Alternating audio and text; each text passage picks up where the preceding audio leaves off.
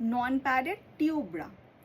অবশ্যই tube bra কিসের জন্য তোমরা জানো, এগুলো off shoulder halter neck noodles type ড্রেসের জন্য। এটা ফ্রন্ট হুকের মধ্যে পাচ্ছ, তো খোলা পড়ায় অনেকটা ইজি হবে।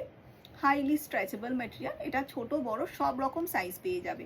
ঠিক আছে, একদম 32 থেকে 36 সি অবধি একটা সাইজ, 36 থেকে 42 সি অবধি একটা সাইজ, অ্যান্ড 40 থেকে 44 অবধি তিনটে সাইজে এটা পেয়ে যাবে। অ্যান্ড কভারেজ কিন্তু বেশ ভালো পাচ্ছ, দেখতেই পাচ্ছ কতটা ব্রড জায়গা জুড়ে আছে, তো প্রপারলি কিন্তু কভার করবে।